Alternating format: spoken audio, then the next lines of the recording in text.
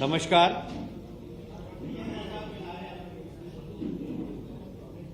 मुझे बहुत प्रसन्नता है कि हमारे लोकप्रिय मुख्यमंत्री डॉक्टर मोहन यादव जी के नेतृत्व में ये तीसरी कैबिनेट बैठक थी। पहली बैठक भोपाल में हुई थी, जिसमें माननीय मुख्यमंत्री जी और दोनों हमारे उप मुख्यमंत्री ने बैठकर तय की थी। दूसरी कैबिनेट मीटिंग जब मंत्रियों ने शपथ ली थी और विभागों का बंटवारा नहीं हुआ था, उस वक्त भोपाल में हुई थी।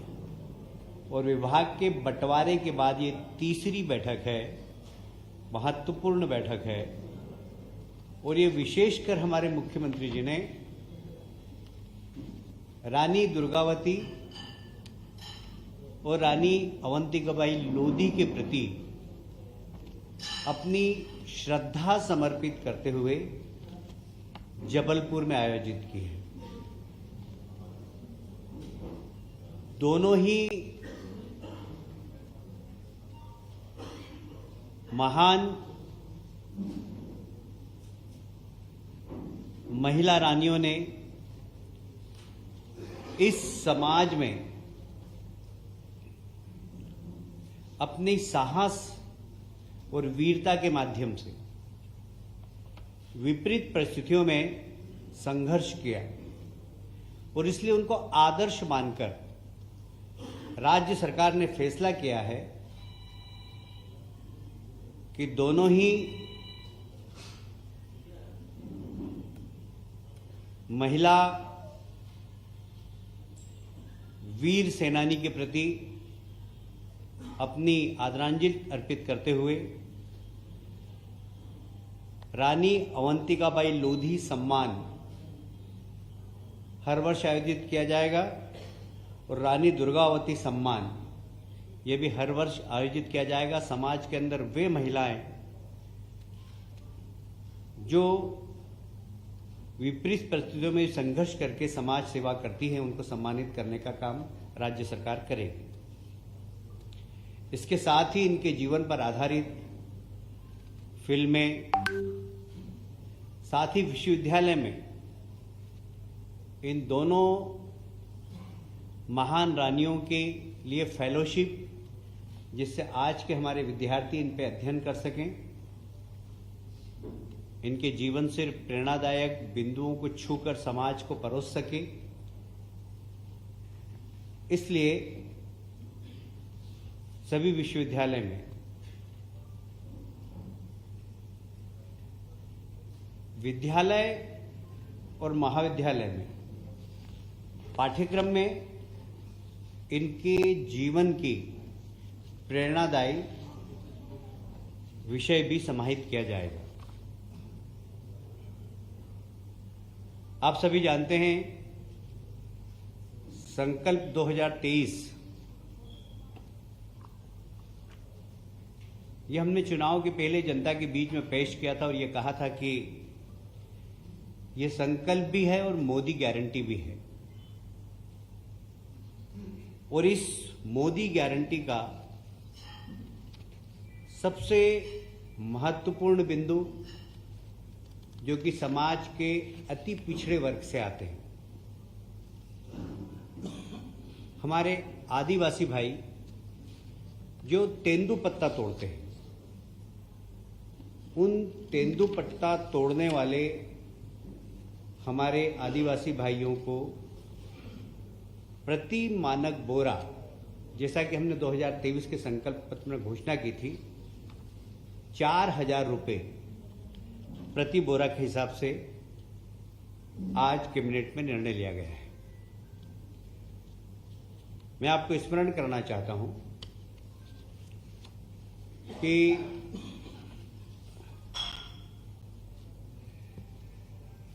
पहले ये 3,000 प्रति मानक बोरा थी। 2013 में 1250 प्रति मानक बोरा थी। हमने इसको बढ़ाकर 3,000 की थी और आप अब 4,000 कर रहे हैं। इससे राज्य सरकार को लगभग 165 करोड़ रुपए का अतिरिक्त भार होगा। एक और महत्वपूर्ण योजना, आप सभी जानते हैं, हमारे देश के प्रधानमंत्री के आग्रह पर पिछला वर्ष सारी दुनिया ने मिलेट्स वर्ष के रूप में मनाया और हमारे यहाँ के मिलेट्स को सारी दुनिया में प्रचारित करने का काम हमारे लोकप्रिय प्रधानमंत्री माननीय नरेंद्र मोदी जी ने किया है। मिलेट्स को श्री अन्न की नाम से माननीय प्रधानमंत्री जी ने इसको प्रचारित किया है और इसके लिए भी एक महत्वपूर्ण योजना रानी दुर्गावती श्री अन्न प्रोत्साहन योजना, यह एक बहुत महत्वपूर्ण योजना है। इसमें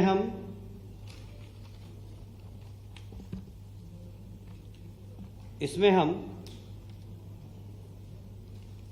जो श्री अन्न उत्पादन करेंगे, साधारणतया ये श्री अन्न उत्पादन करने वाली वही पिछड़े वर्ग की जातियां हैं, वही अनुसूचित जाति और जनजाति के लोग ज्यादातर हैं इसमें,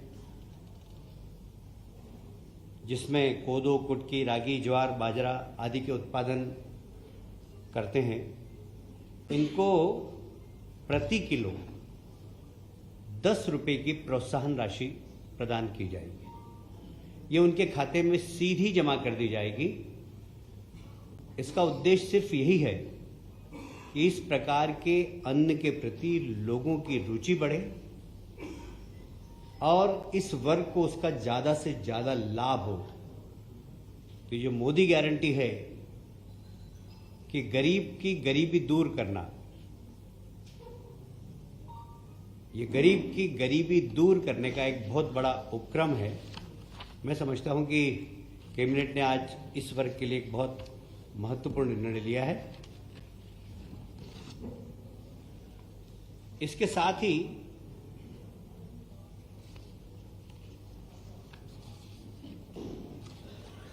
आप जानते हैं कि 2003 में हमारे प्रदेश में जो सिंचाई का रकबा था वो लगभग 7 लाख हेक्टेयर के आसपास था।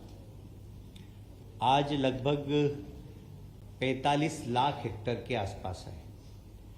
हम इसको आने वाले समय में 65 लाख हेक्टेयर तक ले जाने की कोशिश कर रहे हैं और इसी को ध्यान में रखते हुए आज 32,000 करोड़ की सिंचाई योजनाओं को अनुमति प्रदान की है।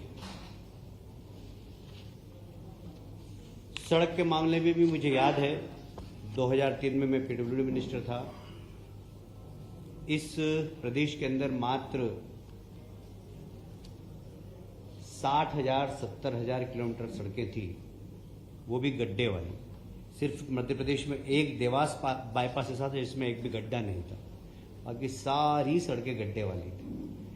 आज की तारीख में हमारे पास 5,11,000 किलोमीटर सड़कें हैं, जिसमें कि अधिकांश में गड्ढे नहीं हैं।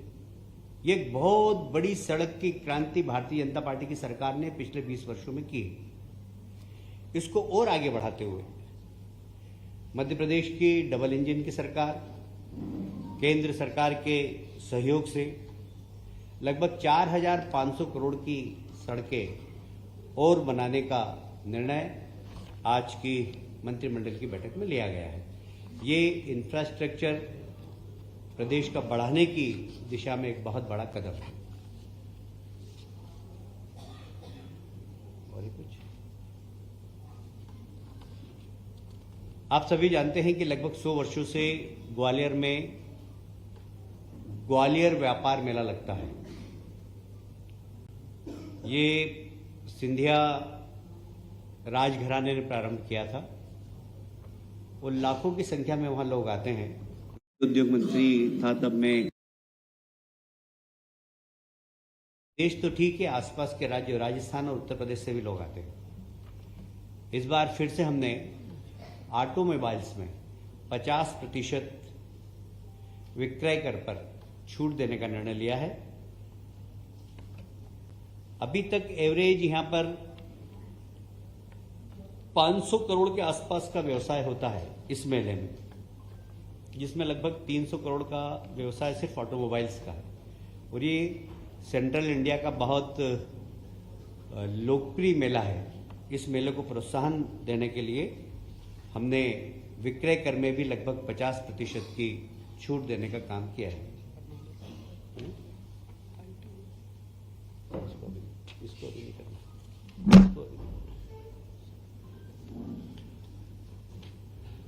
और भी कुछ अनौपचारिक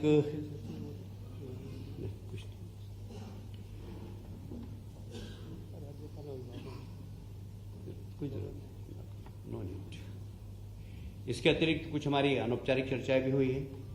प्रदेश के विकास में हमें क्या क्या करना है, सारे मंत्रियों की भूमिका क्या हो। जैसे प्रधानमंत्री जी की जो मोदी गारंटी रथ निकल रहे हैं, भारत विकास संकल्प रथ जो निकले हैं, उसकी एक प्रोग्रेस रिपोर्ट पर भी बात हुई और मुझे कहते हुए बहुत गर्व है कि वह हमारा रथ अभी मध्य प्रदेश में बहुत तेज गति से चल रहा है। और अभी एवरेज लगभग हमारी 40% यात्राएं कंप्लीट हो गई है, जिसमें जनता का बड़ा प्रोत्साहन भी मिल रहा है और लोगों को जन कल्याणकारी योजनाएं, गरीब कल्याण की योजनाओं का लाभ भी दे रहे हैं। जैसे आयुष्मान कार्ड बन रहे हैं वहाँ पर गरीब कल्याण की जितनी भी योजनाएं राज्य शासन की और प्रदेश सरकार की, हम सबके फॉर्म भरा रहे हैं। और ये बड़ा लोकप्रिय रथ गांव-गांव में जाकर गरीब कल्याण की योजना से जो हितग्राही हैं, जो वास्तव में इसके हकदार हैं, उनको हक देने का काम कर रहा है। बहुत बहुत धन्यवाद।